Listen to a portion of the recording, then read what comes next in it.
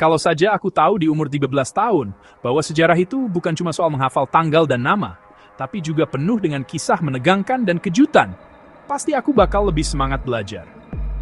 Salah satu cerita paling seru? Penemuan telepon yang ternyata jauh lebih dramatis dari yang kita bayangkan. Di balik telepon pertama, ada drama besar yang melibatkan ambisi, persaingan, dan bahkan sedikit keberuntungan.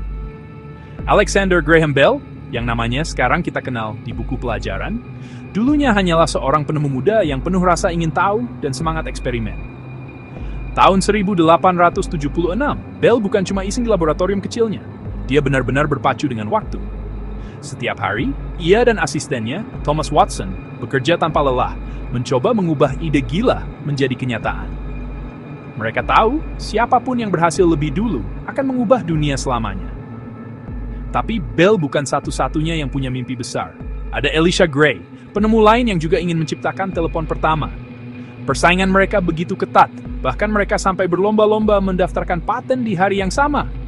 Bayangkan, hanya beda beberapa jam, sejarah bisa berubah total. Saat akhirnya Bell berhasil, kata-kata pertama yang diucapkan lewat telepon bukan pidato panjang, tapi kalimat sederhana. Mr. Watson, kemarilah, aku ingin bertemu denganmu. Sederhana, tapi momen itu jadi tonggak sejarah komunikasi manusia.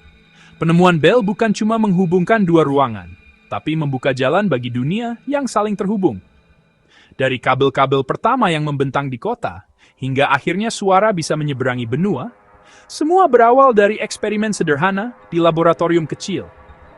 Lucunya, Bell sendiri membayangkan telepon akan digunakan untuk mendengarkan konser musik di rumah, bukan untuk ngobrol santai seperti sekarang. Ia tak menyangka telepon akan jadi alat komunikasi utama dunia. Dan yang lebih aneh lagi, Bell justru menolak memasang telepon di kantornya sendiri. Ia merasa surat masih cukup untuk urusan bisnis. Ironis kan, penemu telepon malah enggan memakainya. Sekarang, kita hidup di zaman di mana ponsel sudah jadi bagian tak terpisahkan dari hidup. Dari telepon kayu besar hingga smartphone canggih, semua berawal dari satu panggilan sederhana Bell ke Watson. Keren bukan?